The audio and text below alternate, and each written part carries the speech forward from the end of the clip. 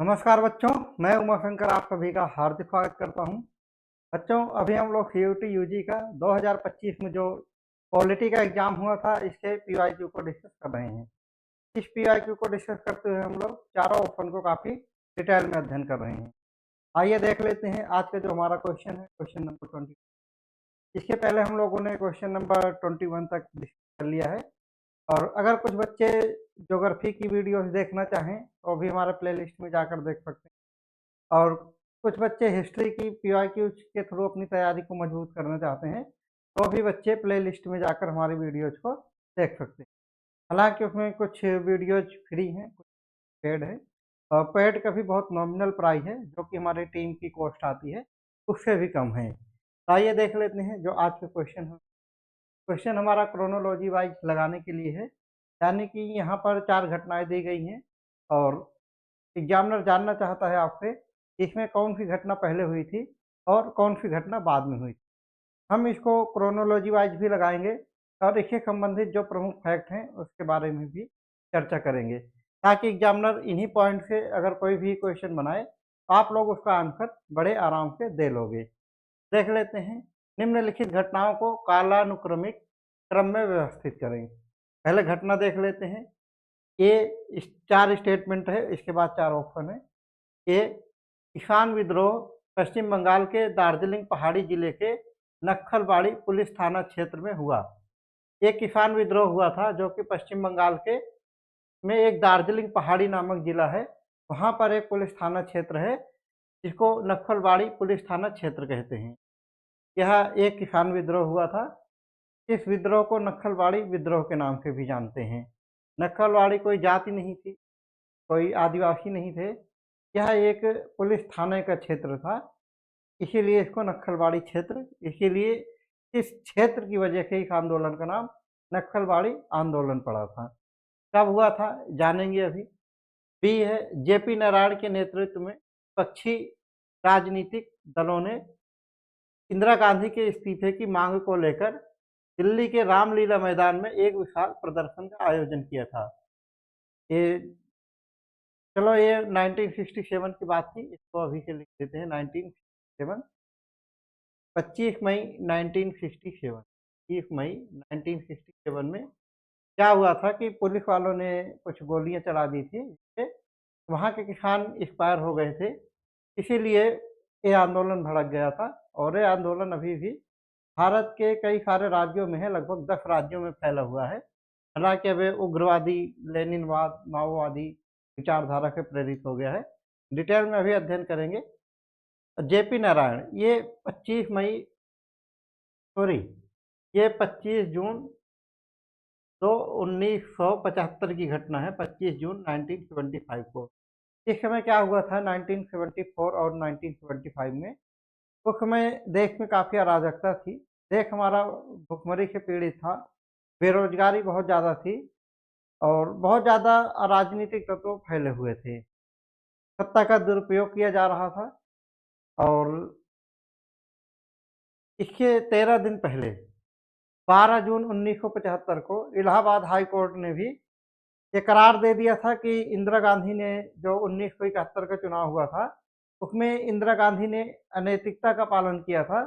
चुनाव आयोग की जो गाइडलाइन थी, उनका उनके विरुद्ध जाकर इंदिरा गांधी ने अनफेयर तरीके से चुनाव को जीता हुआ था और इलाहाबाद हाई कोर्ट ने इंदिरा गांधी को हारा, बेईमान करार दे दिया था और उन पर 6 वर्ष तक उन पर चुनाव लड़ने के लिए रोक लगा दिया था। तो जयप्रकाश नारायण का ये मानना था कि अगर इंदिरा गांधी दोषी पाई गई हैं, इलाहाबाद हाई कोर्ट ने इनको दोषी करार दिया है, तो इंदिरा गांधी को पद पे रहने का कोई हक नहीं है। तो ये 25 जून 1975 की घटना है। नेक्स्ट है, जनता पार्टी सरकार ने शाह जांच आयोग की नियुक्ति किया था। यही जो घटना हुई थी, इसकी जांच करने के लिए जनता पार्टी सरकार पहली बार 1977 में चुनाव जीती थी और 28 मई 1977 को जनता पार्टी की सरकार ने एक जांच आयोग का गठन किया था और उनका ये मानना था कि 25 जून 1975 से लेकर 21 मार्च 1977 तक, जब तक इंदिरा गांधी ने लगभग 2 साल तक आपातकाल लगाया हुआ था और इसकी आड़ में जो सत्ता का दुरुपयोग किया था इंदिरा गांधी ने और जो जबरन नसबंदी करवाई थी, प्रेस पर भी सेंसरशिप लगाई थी, उसकी जांच के लिए जनता पार्टी ने एक शाह जांच आयोग की नियुक्ति की थी और एक कब की थी? ये की थी 28 मई 1977 को। तारीख में 28 मई 28 मई 1977 को। इस समय भारत में जनता पार्टी की सरकार थी। पहली बार गैर कांग्रेसी प्रधानमंत्री बने थे। एग्जामिनर ये भी क्वेश्चन पूछ सकता है कि पहली बार गैर कांग्रेसी प्रधानमंत्री कौन बने थे? तो उनका नाम था मोरारजी देसाई, जो कि जनता पार्टी की सरकार से थे और जनता पार्टी की सरकार ने कांग्रेस आर, इंदिरा गांधी चुनाव लड़ रही थी, उस पार्टी का नाम था कांग्रेस आर। वहां के उन्होंने इंदिरा गांधी को हटाया था और जनता पार्टी की सरकार बनी थी और मोरारजी देसाई पहले गैर कांग्रेसी प्रधानमंत्री थे और उन्होंने आपातकालीन के दौरान जो घटनाएं हुई थी उसकी जांच के लिए शाह जांच आयोग की नियुक्ति की थी और शाह जांच आयोग, इस आयोग का नाम शाह जांच आयोग इसीलिए पड़ा क्योंकि जो इसके अध्यक्ष थे ये पूर्व मुख्य न्यायाधीश के सी शाह थे। अब नेक्स्ट देख लेते हैं। सर्वोच्च न्यायालय ने केशवानंद भारती मामले का फैसला दिया। हालांकि ये केस जो है केशवानंद भारती बनाम केरल राज्य के नाम से जाना जाता है। ये फैसला 24 अप्रैल 1973 को दिया गया था, 1973 को दिया, 24 अप्रैल 1973 को दिया गया। इस फैसले में क्या था कि केशवानंद भारती कौन थे? केरल में एक मठ था जिसको एनडीआर मठ के नाम से जाना जाता था। केशवानंद भारती उसके लीडर थे, उसके प्रमुख थे, या ऐसे मान के चलो उसके अध्यक्ष थे। इंदिरा गांधी ने 1966 और 1967 में 10 सूत्री कार्यक्रम लाई थी। उसमें से एक सूत्र ये भी था कि भूमि सुधार अधिनियम। तो उसी आधार पर केरल में भूमि सुधार अधिनियम 1969 आया और उन्होंने कहा कि जिन लोगों के पास जरूरत से ज़्यादा संपत्ति है उसको सरकार अपने कब्जे में लेगी और गरीबों में बांटेगी। केशवानंद भारती ने उसका विरोध किया था और इन्होंने कहा, सुप्रीम कोर्ट गए केशवानंद भारती और उन्होंने कहा कि संपत्ति का अधिकार मेरा मूल अधिकार है, मेरा फंडामेंटल राइट है। तो उन्होंने इस जो भूमि सुधार कानून था 1960, केरल भूमि सुधार कानून 1960, उसके खिलाफ सुप्रीम कोर्ट गए थे कि ये कानून मेरे संपत्ति के अधिकार को आर्टिकल 31 को उल्लंघन करता है। तो सुप्रीम कोर्ट ने 24 अप्रैल 1973 को फैसला दिया था कि एक 1967 में गोलकनाथ केस था, उस केस को पलट दिया था सुप्रीम कोर्ट ने और 24वां संविधान संशोधन हुआ था 1971 में, उस फैसले को बरकरार रखा सुप्रीम कोर्ट ने कि, और सुप्रीम कोर्ट ने कहा था इस केस में कि संसद संविधान के मूल ढांचे में संशोधन किए बगैर, मूल ढांचे में बदलाव किए बगैर संविधान में संशोधन कर सकती है। तो एक क्रोनोलॉजी वाइज लगाने के लिए था। तो हमने देखा सबसे पहले इसमें कौन सी घटना हुई है, ए 1967 में जो किसान विद्रोह था। ए जहाँ पर ए है इसको हम लोग चिन्हित कर लेंगे, बाकी के जो ऑप्शन बचेंगे उसको इलिमिनेट कर देंगे। अब हमारे क्वेश्चन के गलत होने के 50% चांस रह गए हैं क्योंकि 50 एक ही स्टेटमेंट से आपके 50% ऑप्शन इलिमिनेट हो गए हैं। इसके बाद की जो घटना होगी ये होगी डी नंबर की। सर्वोच्च न्यायालय ने जो केशवानंद भारती का फैसला सुनाया था ये था 24 अप्रैल 1973 की। ए के बाद डी। अब देखो ए के बाद डी, ए के बाद बी, एक नंबर का ऑप्शन भी एलिमिनेट हो गया। अगर आपको इसमें से 2 ऑप्शन भी पता हैं तब भी आप अपने आंसर को सही अपने क्वेश्चन का आंसर देख सकते हैं। नेक्स्ट है इसके बाद में बी, 25 जून 1975, 25 जून 1975 को जयप्रकाश नारायण ने धरना दिया था दिल्ली के रामलीला मैदान में। और इसके बाद आएगा हमारा जनता पार्टी सरकार ने शाह जांच आयोग की नियुक्ति की थी। सही आंसर आपका ऑप्शन नंबर 3। एक बार और रिवाइज कर लेते हैं, इसको देख लेते हैं, लिख के देख लेते हैं। नक्सलवाड़ी विद्रोह, एक सेकंड बच्चों। नक्सलवाड़ी विद्रोह कब हुआ था हमारा? नक्सलवाड़ी नक्सलवाड़ी विद्रोह नक्सलवाड़ी विद्रोह 25 मई 1969 को हुआ था। 1969 को, 25 मई 19। इसमें पुलिस वालों ने गोलीबारी कर दी थी। पुलिस वालों ने इसमें गोलीबारी कर दी थी। गोलीबारी, और इनकी गोलीबारी करने से क्या हुआ था? 10 किसानों की मृत्यु हो गई थी। 10 किसानों की मृत्यु हो गई थी। और यह किसके सहयोग के लिए था? यह किसके लिए था? यह आंदोलन किसके लिए था? यह आंदोलन किसानों और आदिवासियों के अधिकारों के लिए था। किसानों और आदिवासियों के अधिकारों के लिए। किसानों और आदिवासियों के अधिकारों के लिए।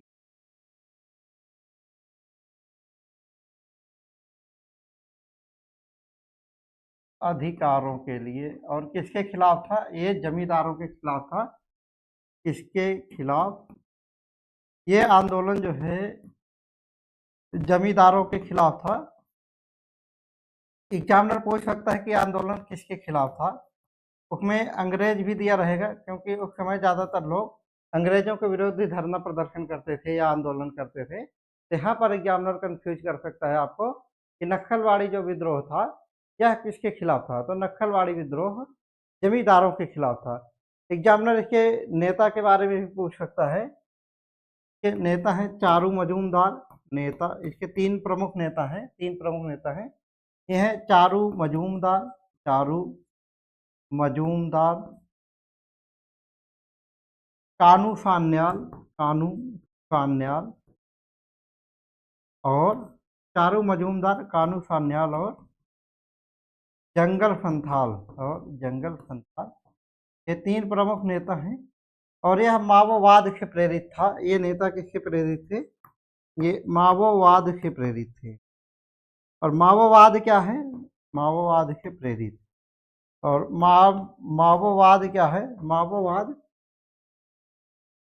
मार्क्सवाद और लेनिनवाद का संघर्ष, वर्ग संघर्ष है। माओवाद क्या है? माओवाद माओवाद के प्रेरित था यह आंदोलन। और एग्जामिनर पूछेगा अगर माओवाद क्या है?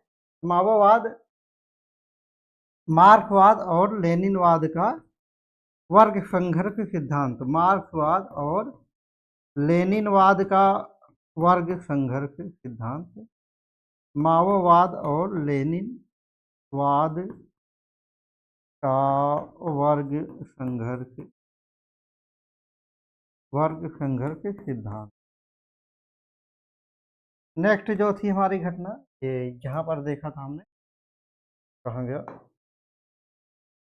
जेपी नारायण के नेतृत्व में विपक्षी राजनीतिक दलों का विद्रोह। जयप्रकाश नारायण, जेपी नारायण का मतलब है जयप्रकाश नारायण। इन्होंने कब विद्रोह किया था? 25 मई 1975 को। और इस समय क्या था? देश में काफ़ी गरीबी थी, बेरोजगारी थी और अराजकता थी। कारण क्या था इसका? देश में 1974-75 में देश में बेरोजगारी, गरीबी, अराजकता फैली हुई थी। और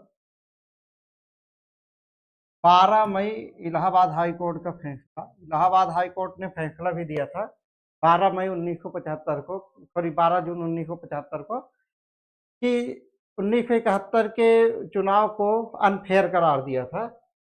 इलाहाबाद हाई कोर्ट का फैसला कोर्ट का फैसला, ये फैसला कब आया था? ये फैसला आया था 12 जून 1975 को। इसमें क्या था, इन्होंने 1971 के चुनाव को अनफेयर करार दिया, चुनाव को अनफेयर करार दिया कि बेईमानी घोषित किया, इसको अनफेयर करार दिया। और क्या कहा इन्होंने, इंदिरा गांधी 6 वर्ष तक चुनाव नहीं लड़ सकती। इंदिरा गांधी पर 6 वर्ष तक चुनाव लड़ने से रोक, 6 वर्ष तक चुनाव लड़ने से रोक, चुनाव लड़ने से रोक। इन्होंने इंदिरा गांधी पर रोक लगा दिया कि अब इंदिरा गांधी ने गैर पारदर्शी तरीके से चुनाव कराई हैं और अब इंदिरा गांधी आगे 6 वर्ष तक चुनाव नहीं लड़ सकती हैं। और इनका मानना था, जयप्रकाश नारायण का ये मानना था कि जब कोर्ट ने इनको दोषी करार दे दिया है, तब इंदिरा गांधी को अपने पद पर रहने का कोई हक नहीं है। इन्होंने सारी एजेंसियों से अपना आह्वान किया, जैसे आर्मी हो गई, पुलिस हो गई, कि आप लोग इंदिरा गांधी की अब बात नहीं मानोगे, क्योंकि इंदिरा गांधी अनैतिक तरीके से अपने पद पर हैं और इंदिरा गांधी को उस पद पर बने रहने का कोई औचित्य नहीं है।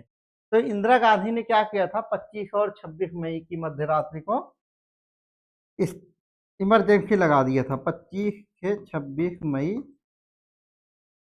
1975, 25 से 26 मई 1975 की मध्य रात्रि को, 25 से 26 मई 1975 की मध्य रात्रि को इंदिरा गांधी ने क्या किया, आपातकाल लगा दिया, आपातकाल कर दिया।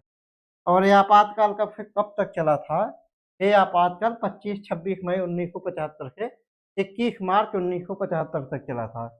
21 मार्च 1975 तक।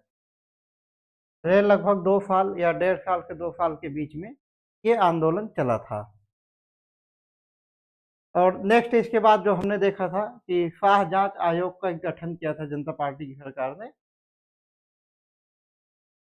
शाह जांच आयोग का गठन, शाह जांच आयोग, शाह जांच आयोग का गठन कब किया गया था? आयोग ये किया गया था 28 मई 1977 को। ये शाह जांच कौन थे? इस आयोग का नाम शाह जांच आयोग ही क्यों पड़ा? क्योंकि जो शाह थे, केसी शाह थे, ये पूर्व मुख्य न्यायाधीश थे, यही इस आयोग के अध्यक्ष थे। तो ये जो शाह थे, केसी शाह, केसी शाह पूर्व मुख्य न्यायाधीश, पूर्व मुख्य न्यायाधीश, केसी शाह पूर्व मुख्य न्यायाधीश, और यही इसके अध्यक्ष थे। इस आयोग के अध्यक्ष कौन थे? ये थे केसी शाह ही थे इस आयोग के अध्यक्ष। और ये इसका गठन क्यों किया गया था? क्योंकि जो 25 जून 1975 से लेकर 21 मार्च 1977 तक जो आपातकाल लगा था, उसमें सरकार ने बहुत अराजकता फैलाई थी, सत्ता का दुरुपयोग किया था, जबरन नसबंदी भी करवाई थी और बहुत ज़्यादा लोगों को परेशान किया था। प्रेस पर भी सेंसरशिप लगा दी थी, यानी कि मीडिया उस समय कुछ भी छाप नहीं सकती थी। उसकी जांच के लिए इस आयोग का गठन किया गया था। इसका गठन क्यों किया गया? क्यों गठन क्यों किया गया? 25 जून 1975 से 21 मार्च 1977, यानी कि आपातकाल के दौरान, आपातकाल के दौरान सत्ता का दुरुपयोग, सत्ता का दुरुपयोग, सत्ता का दुरुपयोग, सत्ता का दुरुपयोग ब्रेक सेंसरशिप, जबरन नखबंदी, ब्रेक सेंसर, ब्रेक जबरन नखबंदी, जबरन आपात के दौरान लोगों की जबरदस्ती नखबंदी भी कराई गई थी। जबरन नसबंदी। अब चाहे वो व्यक्ति शादीशुदा था या नहीं था, जो भी मिलता था नवयुवक उस समय उसकी नसबंदी करवा दी जाती थी। सत्ता का बहुत दुरुपयोग किया जा रहा था और ऐसे ही बहुत सारे काम थे इसकी जांच के लिए। इसकी जांच के लिए मोरारजी देसाई ने शाह जांच आयोग का गठन किया था और उसके अध्यक्ष जे के सी शाह थे, जो कि पूर्व मुख्य न्यायाधीश थे। इसका मतलब पूरे पारदर्शी तरीके से इन्होंने आयोग का गठन किया था। अब इनके जो आयोग का प्रमुख था वो कोई इनकी सत्ताधारी पार्टी का सदस्य नहीं। अभी और आगे जानते हैं। 1977 में जनता पार्टी की सरकार थी। जनता पार्टी की सरकार चुनाव जीती थी।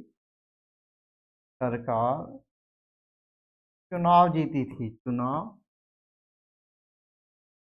जीती और इन्होंने ही क्या किया था, इन्होंने ही फिर 28 मई 1977 को जांच आयोग का गठन किया था, शाह जांच आयोग का। और क्वेश्चन यहाँ से भी एग्जामिनर पूछता है कि गैर कांग्रेसी पहले प्रधानमंत्री कौन थे, और मोरारजी देसाई पहले ऐसे प्रधानमंत्री थे जो गैर कांग्रेसी थे, और मोरारजी देसाई पहले गैर कांग्रेसी प्रधानमंत्री बने। मोरारजी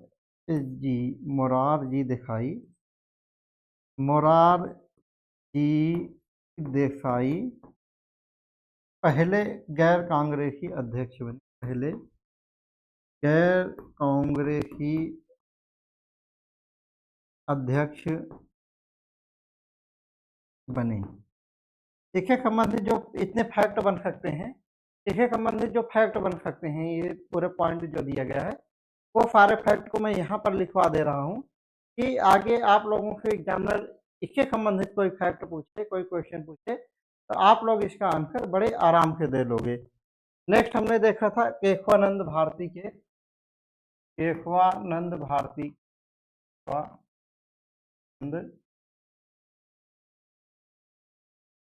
केशवानंद बनाम केशवानंद भारती बनाम केरल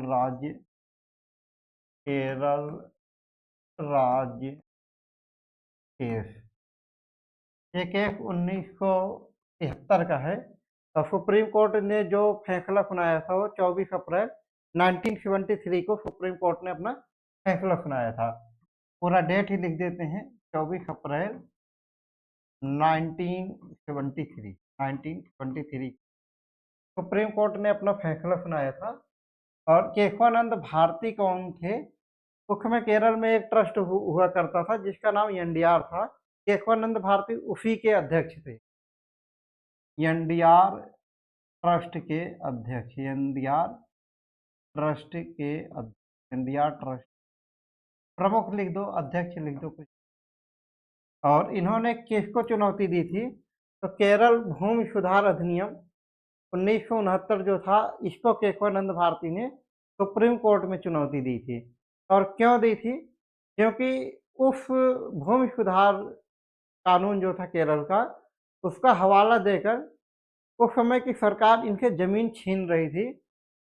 सरकार कह रही थी कि पब्लिक के हित के लिए हम जमीन को आपसे छीन लेंगे, आपका इसमें कोई राइट नहीं है, क्योंकि राजा रजवाड़ों के समय पर आप लोगों इस जमीन पर कब्जा करके बैठे हो।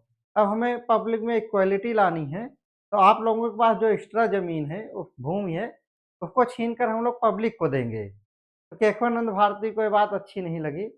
केशवानंद भारती क्या काम किए, ये सुप्रीम कोर्ट पहुंच गए।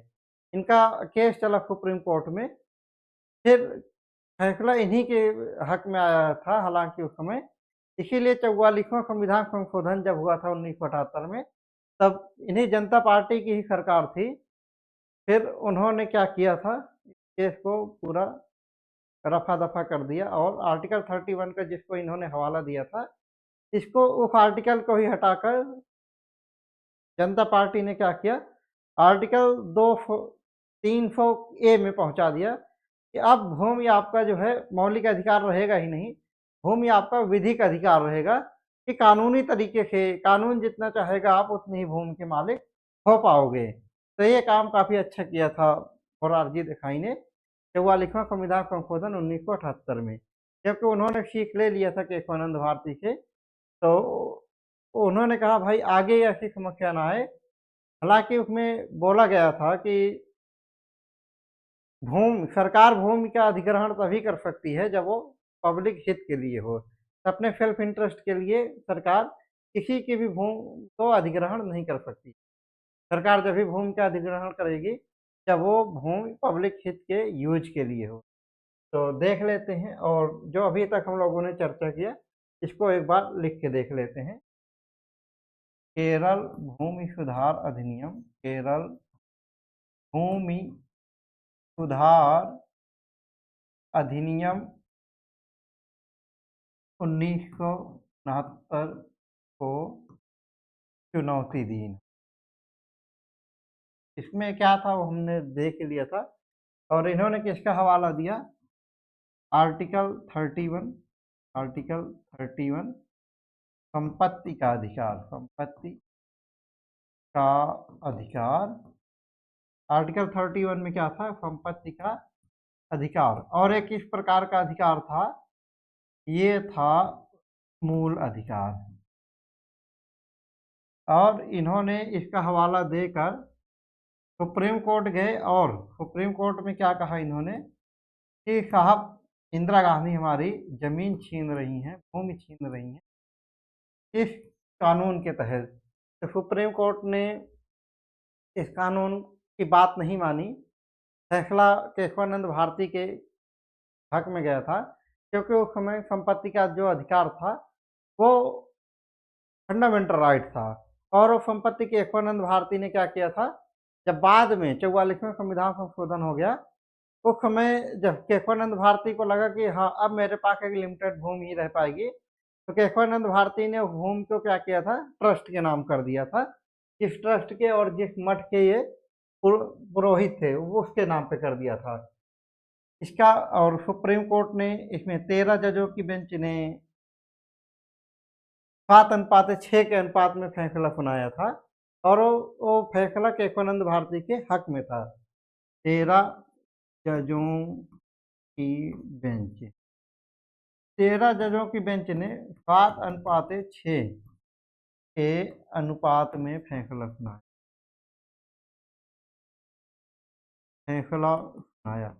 फैसले में क्या था? फैसले में था कि संसद संविधान को मूल ढांचे को नहीं छेड़ सकती है, ठीक है, उसके अलावा संशोधन कर सकती है। मूल ढांचे में क्या है वो भी अभी हम लोग जानेंगे। मूल ढांचे में सुप्रीम कोर्ट ने क्या बताया? लोकतंत्र, धर्मनिरपेक्षता, कानून का शासन, न्यायिक स्वतंत्रता और संविधान की सर्वोच्चता है। इस फैसले में ये जो फैसला था इसमें क्या था? 1967 के गोलकनाथ केस के विरुद्ध था। गोलकनाथ केस के विरुद्ध था, विरुद्ध था। और किसके? 24वां संविधान संशोधन अधिनियम 1971 के फैसले को बरकरार रखा, के फैसले को बरकरार रखा। अब केशवानंद इनकी गोलकनाथ की बात आ गई है। गोलकनाथ मामले 1967 था, तो गोलकनाथ भी सुप्रीम कोर्ट का दरवाजा खटखटाए थे 1967 में। तो समय ये गोलकनाथ पंजाब के रहने वाले थे, तो इस केस का पूरा नाम है गोलकनाथ बनाम पंजाब राज्य केस। तो उसमें भी गोलकनाथ ने सुप्रीम कोर्ट का दरवाजा खटखटाया था कि साहब इंदिरा गांधी हमारी जमीन भूमि को छीन रही हैं। लेकिन सुप्रीम कोर्ट ने कहा था नहीं, ये पब्लिक हित में कार्य हो रहा है तो ये अच्छा कर रही हैं, आप अपने एक लिमिटेड भूमि को रखो, बाकी अपने और साथियों के बीच में जाने दो। हालांकि उस समय बहुत सारे भ्रष्टाचार इस तरीके से आ गए थे, भ्रष्टाचार कह लो, या कुछ तकनीकी कह लो, लोगों ने अपना दिमाग लगाया कि उनके वो जितनी उनकी ज़मीन थी, जैसे गोलकनाथ 2 भाई थे, तो इन्होंने अपनी भूमि को और अपने रिश्तेदारों के नाम, अपने जो इनके घर परिवार के गाँव के लोग रहते थे, उनके नाम कर दिया था। लेकिन फिर भी उनके पास इतनी बहुत ज़्यादा ज़मीन बची हुई थी, जिसको सरकार ने अपने अधिग्रहण कर लिया था, अपने कब्ज़े में ले लिया था। तो सुप्रीम कोर्ट ने उसमें कहा था, हाँ, सरकार ले सकती है तुम्हारी भूमि को। लेकिन केशवानंद भारती में बिल्कुल इसके उल्टा था। उन्होंने 24वां जो संविधान संशोधन था 1971 का, इसमें ये बोला था कि जब डीपीएसपी और फंडामेंटल राइट की बात होगी, मूल ढांचे में देखा जाए तो फंडामेंटल राइट आता है, डीपीएसपी नहीं आता है। तो सुप्रीम कोर्ट ने कहा था वहाँ पे कि जब मूल अधिकार और डीपीएसपी का आमना-सामना होगा तो मूल अधिकार को ऊपर रखा जाएगा। ठीक है? तो इसमें यही फैसला हुआ था कि डीपीएसपी, चलो ऐसे लिख देते हैं कि संसद मूल ढांचे में परिवर्तन नहीं कर सकती। संसद मूल ढांचे में परिवर्तन नहीं कर सकती, परिवर्तन नहीं कर सकती, कर हालांकि मूल ढांचे को परिभाषित नहीं किया था सुप्रीम कोर्ट ने यहाँ पर केशवानंद भारती केस में, लेकिन उन्होंने 5 ऐसे आधार बताए थे जिनके आधार पर आगे सुप्रीम कोर्ट मूल ढांचे को परिभाषित करता रहेगा। तो मूल ढांचे के आधार देख लेते हैं। मूल ढांचे के आधार, मूल ढांचे के आधार क्या क्या है? लोकतंत्र है मूल ढांचे के अधिकार, लोकतंत्र, धर्मनिरपेक्षता, लोकतंत्र, धर्मनिरपेक्षता, धर्मनिरपेक्षता, लोकतंत्र, धर्मनिरपेक्षता और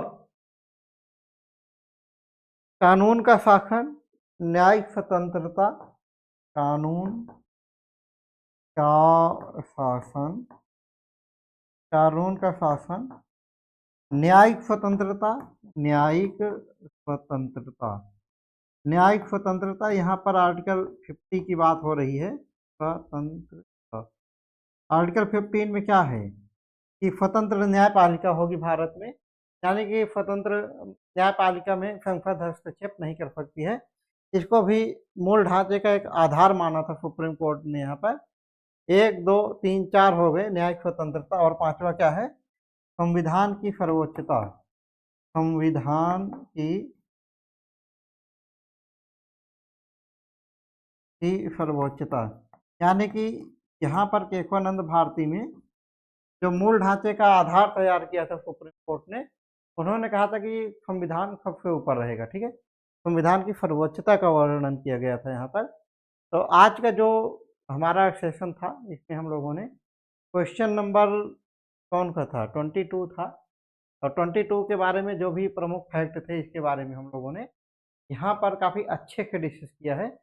उम्मीद है कि यहाँ से अगर कोई क्वेश्चन एग्जामिनर पूछेगा तो आप लोग इसका आंसर बड़े आराम से दे लोगे। तो देखते हैं अब हम लोग अगले क्वेश्चन की ओर बढ़ेंगे। शाहबानो का मामला किससे संबंधित है?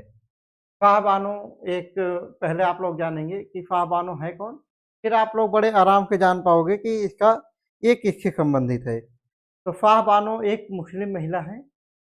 इनके पति, हालांकि जैसे शरिया में चलता है कि मुस्लिम का जो कानून है, उनका पर्सनल लॉ है, उसमें चलता है कि अगर कोई भी व्यक्ति अपनी पत्नी को 3 बार तलाक कह देता है तो उनका जो मुस्लिम कानून है उसके अनुसार वो लीगल 3 तलाक माना जाएगा। तो ये 1985 के आसपास की बात है, 19 आसपास की नहीं, 1985 की ही बात है कि शाहबानो का मामला किससे संबंधित है। तो 1985 की बात है कि शाहबानो को उनके पति के द्वारा तलाक दे दिया जाता है। शाहबानो सुप्रीम कोर्ट का रुख अपनाती हैं, सुप्रीम कोर्ट जाती हैं और कहती हैं कि सर, मेरे पति ने मुझे तलाक दे दिया है और मुझे गुजारा भत्ता चाहिए। तो सुप्रीम कोर्ट ने सीआरपीसी की धारा 125 का हवाला देते हुए उन्होंने कहा, हाँ भाई, इनको तो गुजारा भत्ता मिलना चाहिए, और इनके हस्बैंड को इनको गुजारा भत्ता देना भी पड़ा था क्योंकि सुप्रीम कोर्ट ने कहा था। तो वहाँ के भारत का जो कानून है और मुस्लिम का जो उनका व्यक्तिगत कानून है, यानी कि उनके पर्सनल लॉ हैं, पर्सनल लॉ, उनमें एक बहुत बड़ी डिबेट छिड़ गई। और जो भारत में आर्टिकल 44 है समान नागरिक संहिता, वो एक चैलेंज का कारण बना हुआ है। लेकिन यहाँ पर फिर अभी हम लोग जान गए हैं किससे संबंधित है, पहले 4 ऑप्शन देखें। विभाजन के पश्चात मुस्लिमों का पुनर्वास, न अपने पति से एक मुस्लिम महिला का गुजारा भत्ता। ये आंसर बिल्कुल, ऑप्शन बिल्कुल सही है, ऑप्शन नंबर 2। वक्फ बोर्ड से संबंधित नहीं है, 3 तलाक से संबंधित। 3 तलाक तो दे दिया था इनको, लेकिन जो इसका केस गया था, वो केस इसीलिए इसलिए नहीं गई थी कि 3 तलाक दे दिया है मुझे, कि वो तलाक को रिवर्स करवाओ ना। तो उन्होंने कहा भाई इन्होंने 3 तलाक दे दिया है, कोई बात नहीं, इनकी अपनी मर्ज़ी थी, आप हमें क्या करो, गुजारा भत्ता दिलवा दो। तो गुजारा भत्ता सुप्रीम कोर्ट ने किसके बिहाफ़ पे दिलवाया था? सीआरपीसी की जो धारा थी, धारा 125 के तहत इनको क्या किया था, गुजारा भत्ता दिलवा दिया था। और ये 1985 की घटना है। तो बच्चों, आज हमने 2 क्वेश्चन को काफ़ी डिटेल में अध्ययन कर लिया है। उम्मीद है अगर एग्जामिनर यहाँ से कोई क्वेश्चन पूछता है तो आप लोग उसका आंसर बड़े आराम से दें। कल फिर मिलेंगे बच्चों इसी चैनल पर नेक्स्ट वीडियो का। तब तक के लिए जय हिंद।